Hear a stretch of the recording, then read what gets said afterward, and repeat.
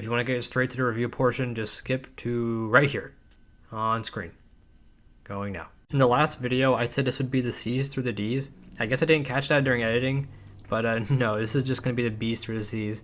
If I included the D's, this would be way too long of a video. I am trying to keep this between like 20 to 30 minutes. If you want it to be longer than that, maybe 40, just let me know. I'll make a longer video next week.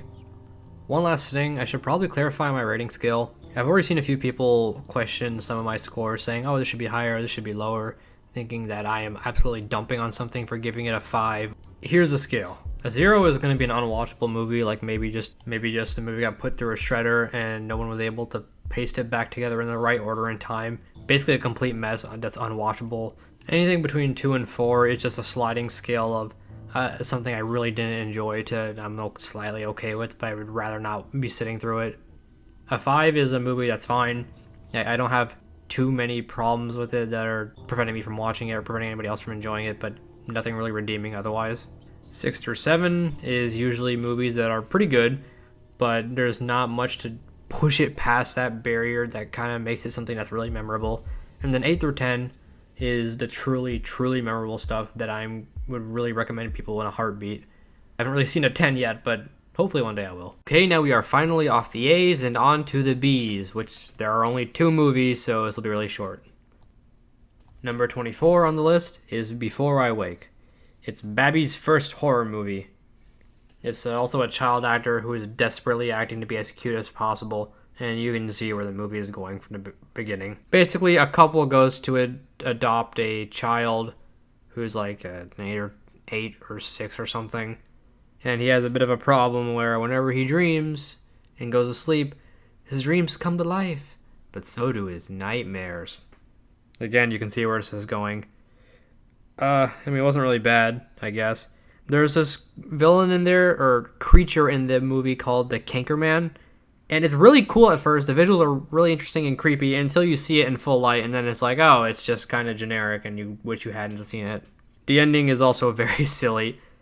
6 out of 10. Again, not really a bad movie, but I would, okay, no, this movie does fill a niche. It's good for someone who's new to contemporary horror, so show it to grandma, I guess, or your kid, maybe. Won't scare him too much. I'll scare him a little bit, though. Just enough to get him to the good stuff. Number 25 on the list is Booth by Ram Gopal Varma again, who, that's the guy, if you remember him, he did Agyath from before.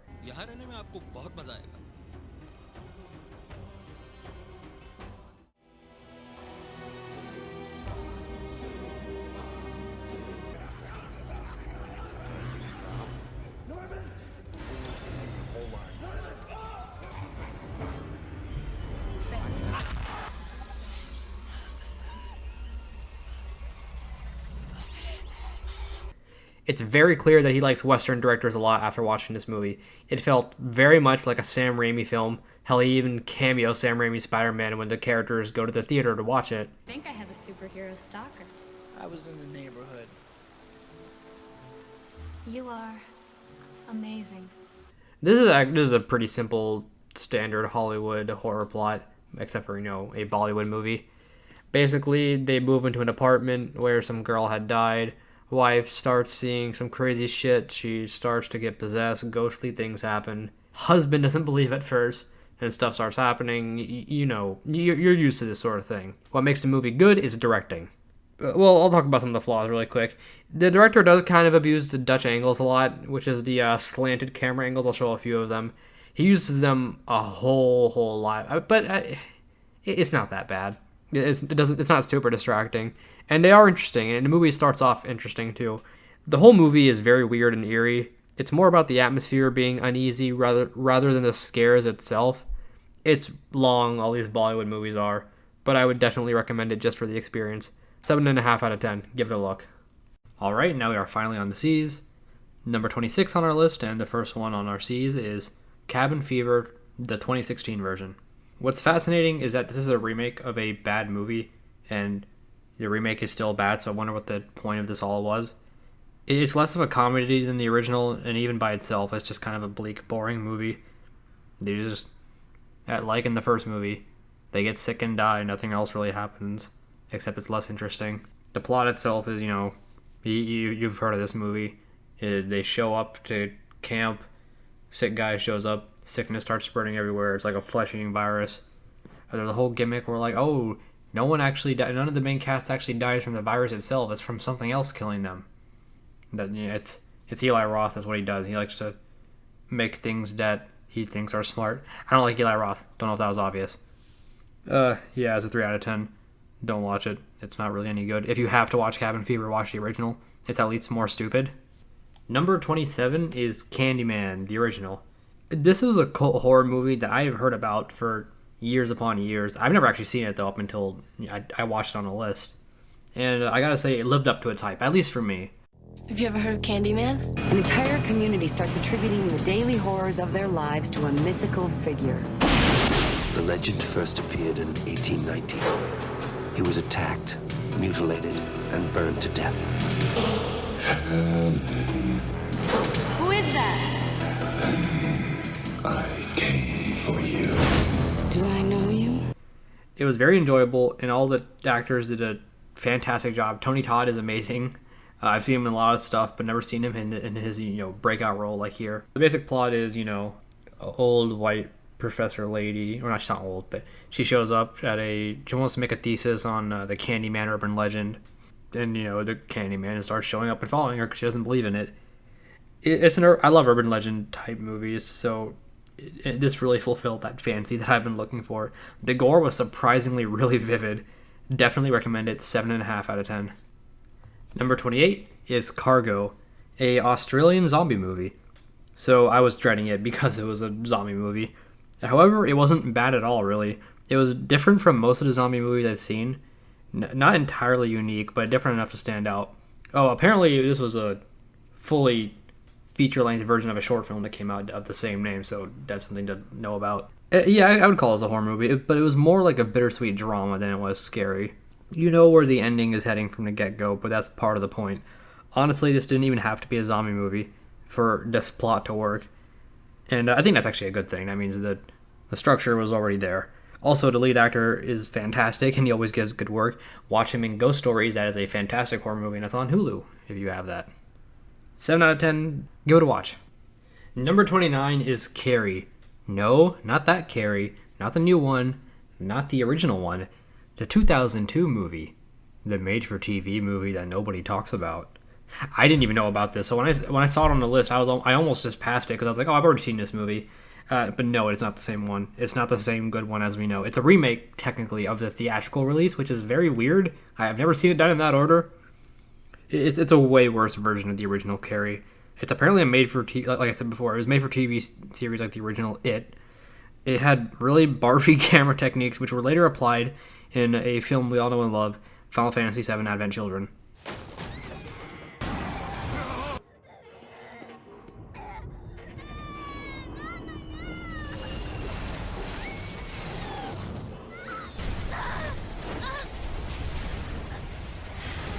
Just watch the original Carrie. This isn't worth the 2 hours that it spends of your time. 3 out of 10. Do I really need to explain the plot? It's Carrie, Psychic Girl. Number 30 on our list is Carriers. It's an infection post-apocalyptic film starring Chris Pine, who is now more famously known for his role in the dumpster fire of a show that's called Green Arrow, on CW. See, I like Chris Pine, but he's terrible in this, as is everyone else. It's just a bleak worldwide infection movie, not zombie. Let me get that straight. It's not zombies. It's just a disease that will kill you. It's a bleak infection movie with no likable characters, a predictable plot, and nothing you haven't seen before. Just these guys are on a road trip. His brother and Chris Pine plays the douchebag, but guy who gets shit done. Older brother and his younger brother who doesn't want to hurt anybody. It's him and some girls going on a road trip to the beach where they grew up when they were younger, and that's pretty much the movie. Oh yeah, Nick Sachs with Christopher Maloney is in it for a little bit, and it's weird to not see him fat and gross. I wasn't sure who I was looking at first. Yeah, 3 out of 10. Fucking skip this. It's awful. Number 31 is Chernobyl Diaries. Same experience where I'm like, oh, this is coming out in theaters. It looks kind of interesting.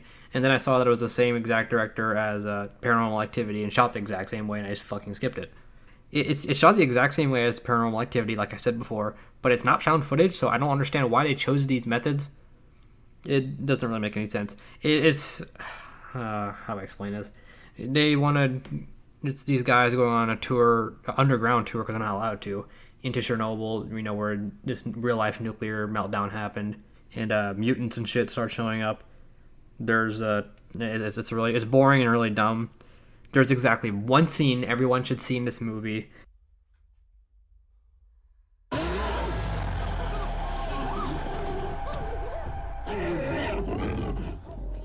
I should ask Chills to determine if this scene is real or not. The abandoned set pieces were nice. I actually like that, but they didn't really do much with it. 4 out of 10. That seems like it's kind of high, but I mean, I didn't hate it that much. It was just blech. Number 32 on our list is Child's Play, the 1988 version, not the new one, not the remake. This is the original. It's kind of like Alien in the sense that it was really scary at the time, I'm sure, but not so much now. It's a fun watch though, and from what I've seen, it's the most of an attempt at making an actual movie out of the entire series before it devolves from horror into bad black comedy. I mean, I don't need to explain the story. It's Child's Play. Before it was called, Chucky. Kid, very, very cute, idiotic child. Just for you. Hi, good guys. For good guy accessories, too. Right, Oscar? Right. Gets a doll that was stolen that a murderer died next to and casted voodoo on. And, it's evil and kills people. It's Child's Play. Watch it if you like that sort of stuff.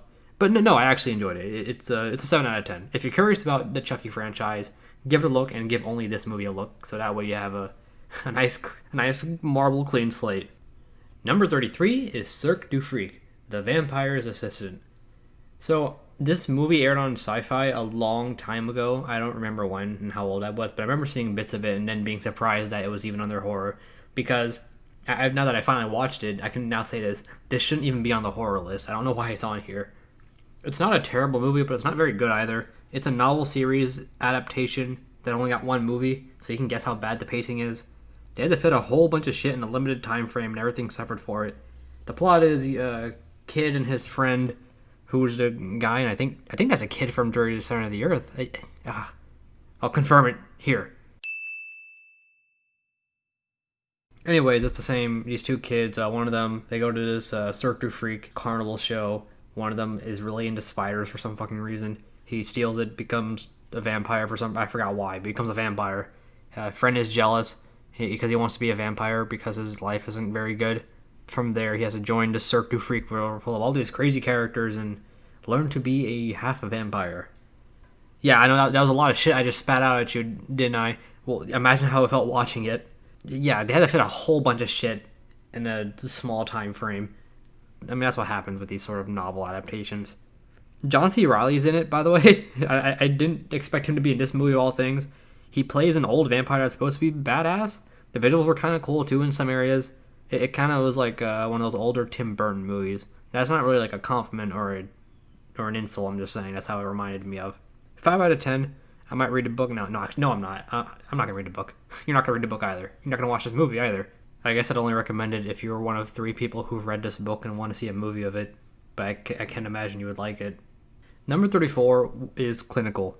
This kind of gave me an All Light Will End sort of feeling, and I was getting scared because of that, but it was a lot more competent. It's not really a bad movie, it's just fairly boring and not fun to pay attention to.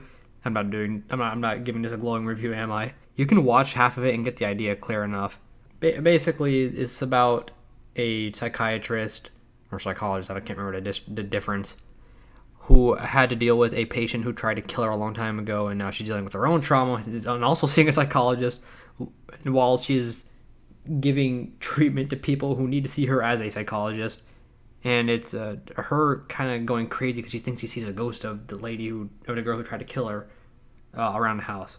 Yeah, I mean, okay, I guess I'm getting into spoilers here if you know what movie I'm talking about next. It kind of sucks that the Cabinet of Dr. Caligari did a twist that everyone tries to copy or subvert in all these sort of movies. Maybe watch that movie instead. This one is a 5 out of 10 watch if you like mental patient films, I guess. I mean, I didn't hate it. It's just whatever. Number 35 is Conjuring Spirit, a Vietnamese horror film with nothing to write home about, except that it's the first Vietnamese movie that I've ever seen. It's basically a haunting story with a twist you see coming again, and a few likable characters. Just woman and her little baby boy move into an apartment with her mother and sister, or they're like live nearby. I can't remember honestly. And it starts getting haunted. There's a weird part where the male love interest has like a band, and they kind of shoot like a music video looking thing halfway through the movie.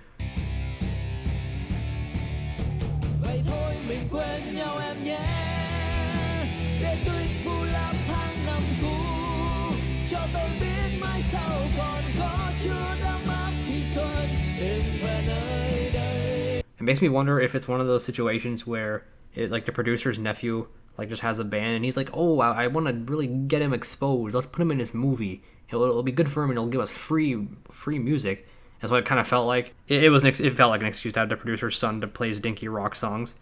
5 out of 10. I didn't hate it, but it's not worth the runtime. Give it a pass. Number 36 is Creep. So I have mixed feelings regarding this movie. I don't hate it, but I don't think it's super good either. The creepy dude he's played by Mark Duplass. By the way, the same guy acted and directed that movie Paddleton, which is about those two neighbors who are best friends and one of them gets cancer. Give that movie a watch, by the way. That's a really good movie. Just wanted to get that out of the way. Anyway, yeah, he's in this movie too, and he plays the creepy guy. He does a super good job of it. Pretty scary. I'm assuming you're Aaron. Yeah, I'm Aaron. Nice to meet you. Joseph. Oh my God. Oh my God. This is gonna be a good day. So the reason I've hired you is because I have terminal brain cancer, and I want you to film me to make a video diary for my unborn son. You ready for this? Now the problem here is the main character is absolutely stupid. The guy who's here to do the filming. If you don't know what it's about, Creep is essentially a lonely middle-aged dude who lives in a cabin out in the middle of nowhere, hires our main character, a cameraman, to basically make a memoirs for his son or something like that, and just things just get weirder and weirder from there. Now the problem here is that I can understand his motivation to go out and take this crazy job because he apparently just needs money, but the reason why he keeps going on with it is just so stupid. Idiotic protagonists in these found footage movies are always really frustrating to watch. Personally, I'd give it like a 6 or a 6.5 out of 10. I don't actually think it's a bad movie. I think it's enjoyable at least, but I didn't like it as much as everybody else did, I'm sure. So I would suggest you would watch it because you probably are going to like it more than I did. But yeah, give it a look.